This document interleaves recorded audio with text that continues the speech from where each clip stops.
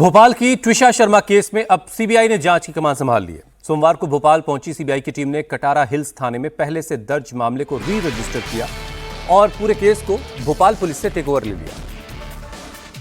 अब आज ट्विशा के पति समर्थ की कस्टडी सीबीआई ले लेगी। सीबीआई ने इस केस में जांच अधिकारी के तौर पर डीएसपी निशु कुशवाहा को जिम्मेदारी सौंपी है। पहले सुप्रीम कोर्ट में सुनवाई और अब सीबीआई की जांच में एंट्री के बाद ट्विशा की मौत के जो राज हैं वो बाहर आने की उम्मीद की जा रही है। सीबीआई को केस हैंडओवर करने से पहले एसआईटी ने 2 घंटे से ज्यादा वक्त तक क्राइम सीन पर जाकर के क्राइम सीन को रिक्रिएट किया। ट्विशा के पति सामर्थ से करीब 3 घंटे तक सवाल जवाब किए गए और अब आज से सीबीआई इस मामले की जांच शुरू कर रही है। शादी मेरी में तो थोड़ी एनर्जी भी बचानी है, Otherwise, I will bring समर्थ। उनको माफ कर दीजिए, हम लोग बच्चा समझ के माफ कर दीजिए सब लोग। Bye bye.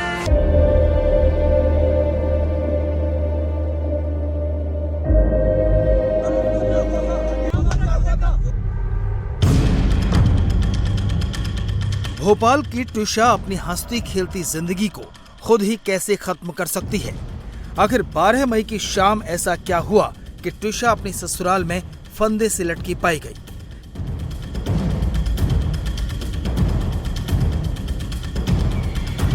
क्या ट्विशा शर्मा ने खुद ही अपनी जिंदगी खत्म की या फिर उसकी हत्या की गई?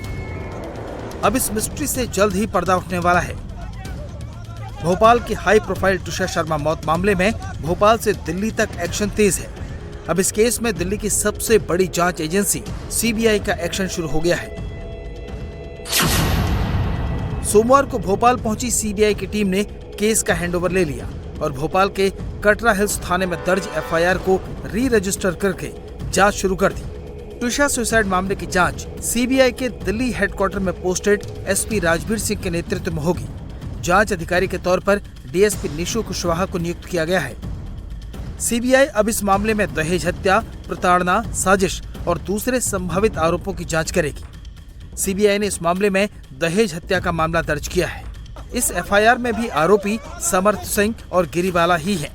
अब आज सीबीआई ट्विशा के पति समर्थ की कस्टडी लेगी। इधर मध्य प्रदेश हाईकोर्ट की जबलपुर बेंच में ट्विशा की सास और पूर्व जज गिरिबाला सिंह की अग्रिम जमानत की याचिका पर सुनवाई टल गई। अब 27 मई को इस मामले की सुनवाई होगी। वहीं भोपाल जिला कोर्ट में भी आज समर्थ और गिरिबाला की 10 से 20 मई तक की कॉल डिटेल और भोपाल एम्स की सीसीटीवी फुटेज सुरक्षित रखने की मांग वाली याचिका पर सुनवाई होगी। ट्विशा केस में दोनों चीजें बहुत अहम मानी जा रही हैं।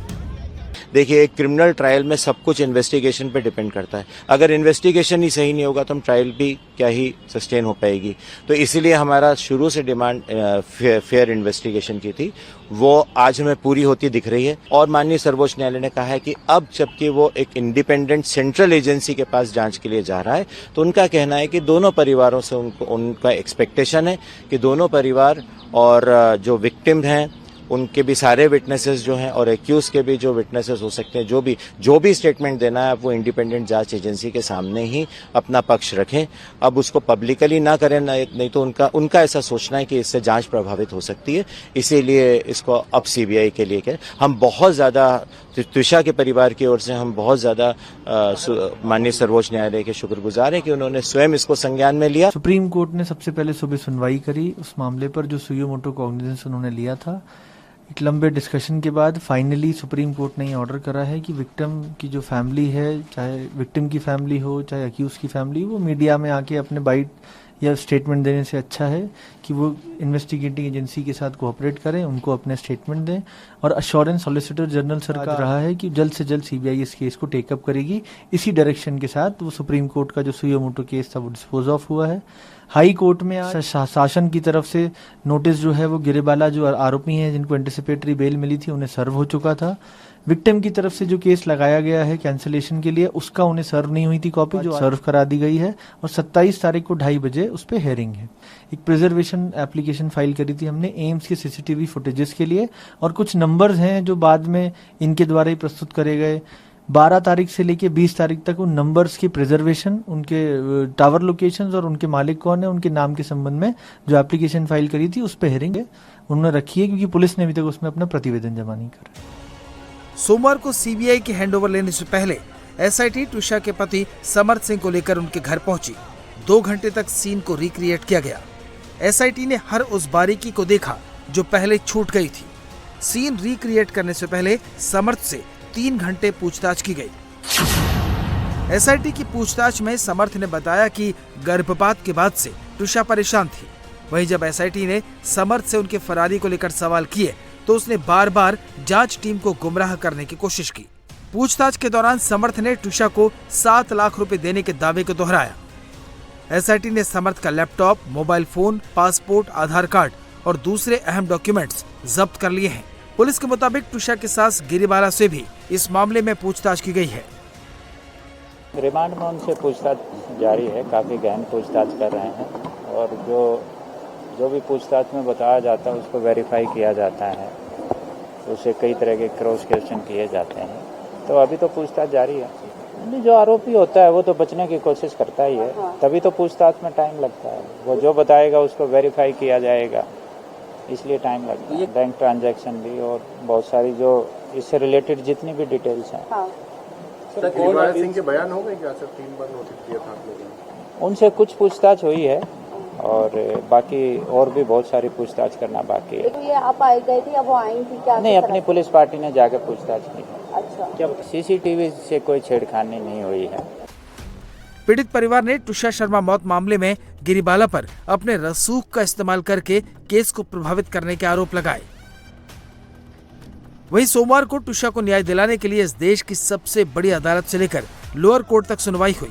सुनवाई के दौरान सुप्रीम कोर्ट ने ट्विशा शर्मा की मौत को अप्राकृतिक मृत्यु माना। इस दौरान सॉलिसिटर जनरल ने सबसे पहले गिरिबाला सिंह पर कई आरोप लगाए और उन पर ट्विशा शर्मा को बदनाम करने और जांच में अड़चन डालने का मामला उठाया, जिसके बाद गिरिबाला सिंह के वकील ने उनका बचाव किया। लेकिन सुप्रीम कोर्ट ने साफ कहा कि पीड़ित परिवार हो या आरोपी पक्ष, दोनों पक्षों को सार्वजनिक मंचों के बजाय जांच एजेंसियों के सामने अपनी बात रखनी चाहिए और दोनों पक्षों के मीडिया को बयान देने पर रोक लगा दी। सुप्रीम कोर्ट ने मामले को सनसनीखेज न बनाने की सलाह दी। चीफ जस्टिस ने कहा, यह घटना बेहद दुर्भाग्यपूर्ण है, इसलिए इस मामले में निष्पक्ष जांच होना जरूरी है। सीबीआई जिम्मेदारी से जांच करके सच्चाई का पता लगाएगी। सुप्रीम कोर्ट ने मध्य प्रदेश हाई कोर्ट के दोबारा पोस्टमार्टम कराने के फैसले को सही ठहराया। मैं बहुत बहुत धन्यवाद दूंगा सर्वोच्च न्यायालय का, जिन्होंने हमारे उस पक्ष को ध्यान में रख करके निर्णय दिया है कि मध्य प्रदेश सरकार हमेशा पीड़ित पक्ष के साथ न्याय के लिए कदम से कदम मिला के चलने को तैयार रहती है। हम अपने लिए, जैसे उनने कहा कि सीबीआई की जांच करो, हमने त्वरित गति से सीबीआई के लिए पत्र दिया और माननीय न्यायालय ने जो इस बात को अप्रिशिएट किया, मैं आपके माध्यम से न्यायालय का प्रति आभार व्यक्त करना चाहूँगा। और ये हमारी सरकार के काम करने की कार्यशैली है। सुशासन के लिए मध्य प्रदेश विक्रमादित्य के काल से जाना जाता है, तो सुशासन में हम सदैव जनता के साथ खड़े हैं। इन कार्यवाहियों के बीच अब भी परिवार को यकीन नहीं हो रहा कि ट्विशा उनके बीच नहीं है। अब परिजनों को सीबीआई से न्याय की उम्मीद है। बहुत अच्छा व्यवहार था, बहुत खुश मिजाज, एक बहुत चुलबुली लड़की थी। वो ऐसा नहीं करते, वो ऐसा कभी हम सोच ही नहीं सकते कि वो ऐसा कभी कर सकती है। तो हमें यही उम्मीद है कि हमारे बच्चे को जल्द से जल्द न्याय मिले और जो भी सुप्रीम कोर्ट सीबीआई जांच वो निष्पक्ष जांच हो और उसको जो मतलब अपराधी है उनको सजा मिले। बिल्कुल भी नहीं। आप खुद देखिए, जब वो ब्यूटी पार्लर जा रही है, कोई लड़की अगर इतना डिप्रेशन में होगी वो ब्यूटी पार्लर जाएगी? वो ब्यूटी पार्लर से इतना खुश लौट के आई है, वो अपने मायके आने की तैयारी कर रही थी ना। अगर कोई व्यक्ति डिप्रेशन में होता है तो वो ब्यूटी पार्लर या वो खाने तक की नहीं सोच सकता, तो वो मतलब इतना कैसे सोच सकता है कि वो कर ले, वो मतलब सुसाइड कर ले? आपको लग सकता है ऐसा? शादी के 5 महीने बाद ससुराल में मृत पाई गई ट्विशा शर्मा की मौत का आज 14वां दिन है। अब इस हाई प्रोफाइल केस की मिस्ट्री सुलझने के आसार लग रहे हैं।